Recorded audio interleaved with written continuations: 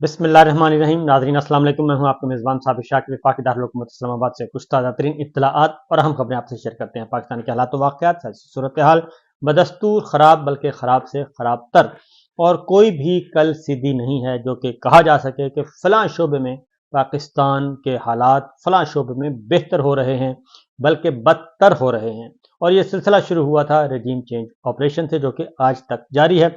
Budget पेश कर दिया गया है, अभी मंजूर नहीं हुआ, लेकिन अभी आहिस्ता आहिस्ता बजट के अंदर जो छुपी हुई चीज़ें हैं वो सामने आ रही हैं, और इतने बेशुमार किस्म के टैक्सेस लगा दिए गए हैं कि कोई तसव्वुर भी नहीं कर सकता। लेकिन ये टैक्सेस आम आदमी पर लगाए गए हैं, आम शहरियों पर लगाए गए हैं, खास को बिल्कुल बाहर रखा गया है। दौलतमंदों को बिल्कुल इसमें से बचा लिया गया है, तगड़े लोगों को बचा लिया गया है। सिर्फ और सिर्फ आम शहरियों पे, तनख्वाहदार तबके पे, मजदूर पे, किसान पे, मुझ पे, आप पे, उन पे टैक्स आयद किया गया है। और ये डायरेक्ट टैक्स भी हैं और इनडायरेक्ट टैक्स भी हैं। और जनरल सेल्स टैक्स 18%, और फिर हर चीज़ पर टैक्स। और जो आहिस्ता आहिस्ता चीज़ें सामने आ रही हैं, अब पता चला है कि दरसी कुतुब पर भी टैक्स आयद कर दिया गया। दरसी कुतुब कौन सी हैं?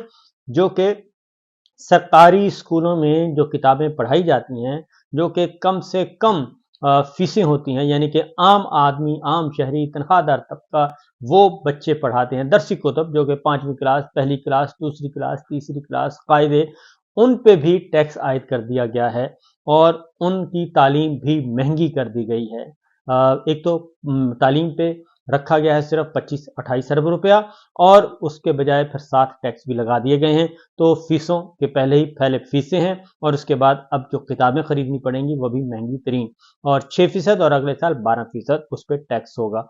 तो इसके साथ साथ आज वजीर आजम शहबाज शरीफ साहब, जो कि जाली सरकार और बिल्कुल इलेक्शन चोरी के नतीजे में, फॉर्म 47 के नतीजे में आए, उन्होंने कौम से खिताब किया और उन्होंने दावा किया जी महंगाई जो है वो कम हो रही है, जबकि महंगाई असरन बढ़ रही है। अभी पिछले हफ्ते अभी बजट के असरात, जो मनफी असरात हैं, वो 1 जुलाई से आने हैं, लेकिन उससे पहले ही महंगाई आना शुरू हो गई है। चीज़ों की कीमतें बढ़ना शुरू हो गई हैं। और पिछले हफ्ते की जो सरकारी आदाद शुमार हैं, इदारा शुमारियात, गवर्नमेंट का इदारा है, फेडरल गवर्नमेंट, उन्होंने कहा है कि पिछले हफ्ते जो महंगाई की सालाना शरह है वो 23.3% तक पहुंच गई है। अब शहबाज शरीफ साहब क्या बोल रहे हैं? शहबाज शरीफ साहब कहते हैं कि हम 12% तक महंगाई ले आए हैं। इससे बड़ा झूठ कोई और हो नहीं सकता कि शहबाज प्राइम मिनिस्टर जो हैं वो कौम से खिताब में 12% का झूठ बोल रहे हैं, जबकि हकीकत क्या है? हकीकत उन्हीं का इदारा शुमारियात, फेडरल गवर्नमेंट का, वो बता रहा है हफ्तावार महंगाई की सालाना शरह 23.3% तक पहुंच गई है। एक हफ्ते में 19 अशियाए ज़रूरिया की कीमतों में इजाफा हुआ है, और सिर्फ 8 चीज़ों में कमी हुई है। और जिन चीज़ों में इजाफा हुआ है उसमें टमाटर हैं, उसमें मुर्गी का गोश्त है, उसमें चना है, उसमें अंडे हैं, और बीफ है, और इसके साथ साथ फल हैं, और दाल मूंग है, केले हैं, ये सब के सब, मटन है, ये सारे महंगे हुए हैं। आलू, दाल, माश और गुड़ और दही, इनकी कीमतों में इजाफा हुआ है।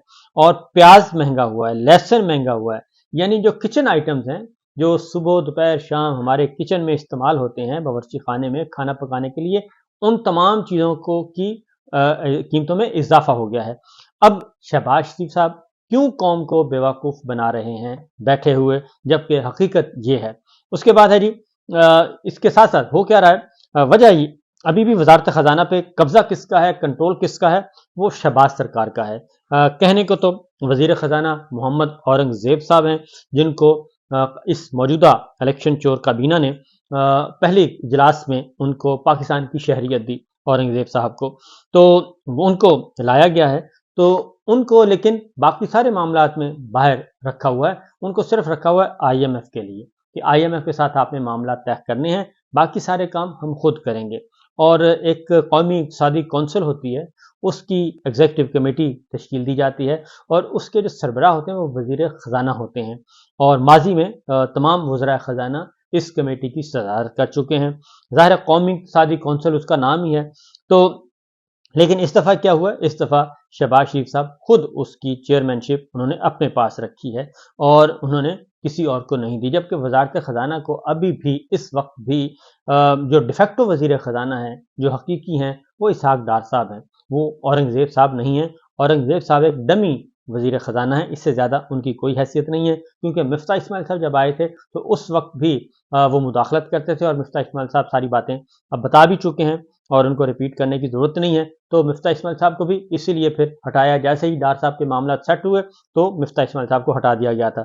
تو یہ سلسلہ چل رہا ہے کہ ہر جگہ پہ شریف فیملی ہی اس میں شامل ہے، اس کے علاوہ کوئی نہیں ہے، یعنی چچا وزیر اعظم ہیں، بھتیجی وزیر اعلیٰ ہیں، سمدھی وزیر خزانہ بھی ہیں، اور وزیر خارجہ بھی ہیں، ڈپٹی پرائم منسٹر بھی ہیں، اور پتہ نہیں کیا کچھ ہیں، اور یہ سارا کچھ ان کے پاس ہے، اور لیڈر آف دی ہاؤس بھی وہی ہیں، اور سینٹ میں تو یہ سارا اپنے خاندان میں یہ ساری بندر بانٹ کی ہوئی ہے، اور وہ بھی اس کے علاوہ باہر کسی کے پاس کوئی کام نہیں ہے۔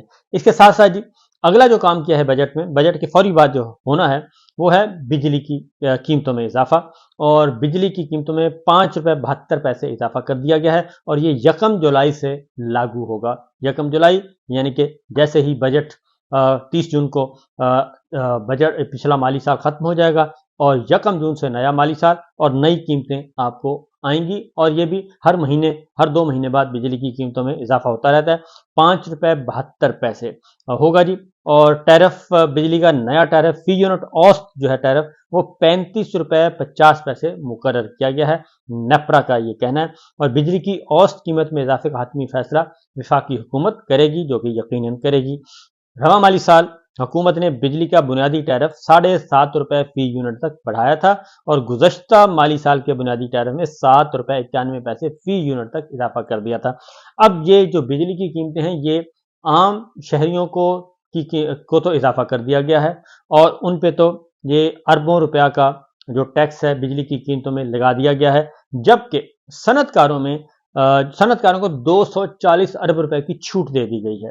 یہ ہے اصل معاملہ کہ ادھر چھوٹ دے دیا، جو مالدار جہاں سے ٹیکس لینا چاہیے، جو افورڈ کر سکتے ہیں، ان کو آپ چھوٹ دے رہے ہیں، رعایتیں دے رہے ہیں، عام آدمی کا مسئلہ آپ کر رہے ہیں جناب، ان کی زندگیاں تنگ کر رہے ہیں، اور نان فائلر کے بجلی اور گیس کنیکشن بھی کاٹ دیے جائیں گے، منقطع کر دیے جائیں گے۔ یہ نان فائلر کا ایک کھیل شروع ہوا ہے جی۔ نان فائلر ایسے ہی ہیں جیسے لگتا یہ ہے کہ وہ اب ان کو پاکستان کا 3رے درجے کا شہری کرا دیا جائے گا۔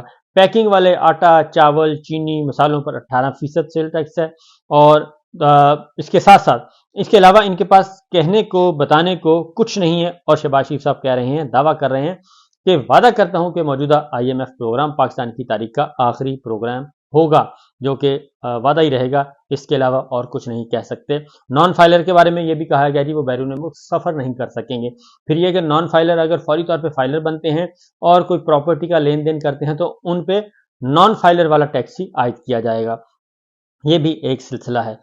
پھر جی آگے جو دوسری جانب جو اس وقت پورے پنجاب میں، اور خاص طور پہ پنجاب اس وقت جو ہے جی وہ فوکس کیا ہوا ہے، اور پنجاب ساری پولیٹکس پنجاب میں چل رہی ہے، اور پولیٹیکل وکٹمائزیشن انتہا کو ہے۔ صنم، جاوید، عالیہ، حمزہ، ڈاکٹر یاسمین راشد یہ خواتین ہیں، اور ایک طویل عرصے سے جیل میں ہیں، اور ناکردہ گناہوں کی سزا بھگت رہی ہیں، اور ایک عدالت ضمانت پر رہا کرتی ہے، دوسرا مقدمہ دوسرے سے تیسرا، تیسرے سے چوتھا، لا تعداد مقدمات ان پہ ہو رہے ہیں۔ اور عظمہ بخاری صاحب جو وزیر اطلاعات ہیں فارم 47 سرکار کی، وہ کہتی ہیں کہ صنم جاوید اور عالیہ حمزہ اپنے جرائم کی سزائیں بھگت رہی ہیں۔ کون سے جرائم؟ یہی کہ وہ آپ کو آ کے آپ کے بارے میں آپ کے جو عللے تللے ہیں فارم 47 کی سرکار کے، اس کے بارے میں بتاتے تھے، اور اس سے پہلے جو کچا چٹا کھولتے تھے وہ ایسے ہی کام کرتے تھے، اس لیے کہ انہوں نے پاکستان تحریک انصاف نہیں چھوڑی، اس لیے کہ انہوں نے عمران خان صاحب کے خلاف سٹیٹمنٹ نہیں دیا، اس لیے کہ انہوں نے ناکردہ گناہوں کو اپنے ذمے نہیں لیا، تو اس لیے یہ سزائیں ہیں ان کی۔ ادروائز اگر کوئی سزا ہوتی تو اب تک ان کا چالان پیش کیا جاتا، ان کو کسی عدالت میں سامنے جج صاحب کے سامنے رکھا جاتا، گواہ لائے جاتے، سب کچھ ہوتا۔ ایسا تو کچھ ہے نہیں جس کی وجہ سے کہا جا سکے کہ جناب واقعتاً یہ کچھ ہو رہا ہے، لیکن سیاسی انتقام جو ہے وہ آخری حدوں کو چھو رہا ہے، اور پھر یہ ظلم جو ہے اب جانوروں تک پہنچ چکا ہے۔ سندھ میں ایک اونٹ کسان کا، ایک غریب ہاری کا اونٹ وہ فصل میں چلا گیا، اور اس کے بدلے میں وڈیرے نے اس کی اونٹ کی ٹانگ کاٹ دی۔ اور اونٹ کی ٹانگ کاٹنے کا مطلب کیا ہے؟ اونٹ کی ٹانگ کاٹنے کا مطلب ہے کہ آپ نے ایک غریب خاندان سے اس کا رزق چھین لیا، اس کی دکان کو آگ لگا دی۔ اگر اس کی دکان، یہ میں سادہ زبان میں بتا رہا ہوں، اگر آپ کسی دکاندار کی دکان کو آگ لگا دیں تو اس کا مطلب ہے آپ نے اس کا رزق چھین لیا، اس کے بچوں کا رزق چھین لیا اور اس کا ستیہ ناش کر دیا۔ تو یہ ایک اونٹ، اس کا روزگاری ہے، اس کی ٹانگ کاٹ دی گئی۔ تو یہ ہے سندھ کا واقعہ۔ تو سارے یہ آپس میں ایک ہی ہیں اور ان کو آپ ایک دوسرے سے الگ نہیں کر سکتے۔ ساتھ ساتھ جی پنجاب میں آپ کو پتہ ہے، سندھ میں ڈاکٹرز کے ساتھ بدسلوکی، سندھ ساہیوال میں ایک واقعہ ہوا، اور ساہیوال میں واقعہ ہوا ایک چلڈرن ہاسپٹل، چلڈرن وارڈ میں کچھ بچے جاں بحق ہو گئے، بالکل ٹھیک ہے، کرائم ہے، لیکن اس کے بدلے میں وہاں پہ جو ایکشن لیا گیا، وہ ایکشن کے بعد ڈاکٹرز کو گرفتار کر لیا گیا، ایم ایس کو گرفتار کر لیا گیا، اور اس کے خلاف اب احتجاج چل رہا ہے پورے پنجاب میں۔ ساہیوال میں جو زیادتی کی گئی، ینگ ڈاکٹرز ایسوسی ایشن آ گئی ہے، راولپنڈی، پنجاب بھر کے تمام سرکاری ہسپتالوں میں ہڑتال کر دی ہے، ہولی فیملی، بے نظیر بھٹو ہسپتال، ڈسٹرکٹ ہیڈ کوارٹر ہسپتال، اور پنجاب بھر کے تمام ایک دن پورا جو ہے انڈور آؤٹ ڈور سروس معطل رہی، اور او پی ڈی میں تمام وارڈز جو ہیں تو وہ بند ہوئے، مریضوں کو شدید مشکلات کا سامنا کرنا پڑا۔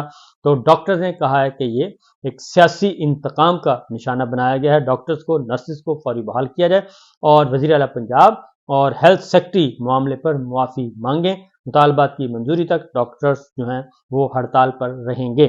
یہ ایک اور مسئلہ بن گیا ہے۔ وجہ یہ ہے کہ یہ سارا کچھ اس لیے کیا جا رہا ہے، اب دوسری جانب پکڑ دھکڑ چل رہی ہے اور دہشت گردی کے مقدمات ہو رہے ہیں، اور دہشت گردی کے مقدمات میں ایک خوف و ہراس پھیلایا جا رہا ہے کہ کوئی اٹھنے نہ پائے، کوئی بولنے نہ پائے، اور جو عمران ریاض خان صاحب کے ساتھ ہوا وہ بھی ہمارے سامنے ہے۔ یہ سارے اقدامات ایک میسج یہ ہے کہ آپ کے پاکستان میں آئینی، قانونی، شہری، سیاسی تمام کے تمام حقوق جو ہیں وہ ختم ہو گئے ہیں۔ اب آپ جی سکتے ہیں تو ایک رعایا بن کے غلامی کی زندگی آپ جئیں، اور جو ہم نے مسلط کر دیا ہے نظام، اس نظام کو قبول کریں اور اس نظام کے زیر سایہ آپ جئیں تو آپ جی سکتے ہیں، ادروائز آپ کو ہم سر اٹھانے نہیں دیں گے۔ تو میرا اپنا خیال ہے کہ یہ سارے کا سارا جو سسٹم ہے یہ چلنے والا ہے نہیں، اور باقی انشاءاللہ میں اگلے ولاگ میں کچھ اور خبریں دوں گا اور بتاؤں گا کہ پاکستان کے عوام کا گلا کیسے گھونٹا جا رہا ہے، اور آنے والے دن جو ہیں پاکستان کے عوام کے لیے کتنے مشکل ہوں گے۔ اور اس لیے جناب، جب تک آپ نہیں اٹھیں گے، اس ظلم کے نظام کے خلاف احتجاج نہیں کریں گے، تو بظاہر آپ یہ سمجھ رہے ہیں کہ اس آگ سے آپ بچ جائیں گے، تو نہیں بچیں گے، نہیں، بلکہ یہ نظام جو ہے وہ مزید ظالمانہ ہوتا جائے گا، اور آپ کی جو جمع پونجی ہے، فی الوقت آپ خوش ہیں کہ آپ کے پاس کچھ جمع پونجی ہے اور آپ اس کو استعمال میں لا کے تو اپنے معاملات سیدھے کریں گے، کھاتے پیتے رہیں گے، نہیں، یہ ان جمع پونجیوں تک بھی پہنچنے والے ہیں، یہ حکمران ان جمع پونجیوں تک بھی پہنچنے والے ہیں، یہی اشارہ کافی ہے فی الوقت۔ اجازت دیجیے، اللہ حافظ۔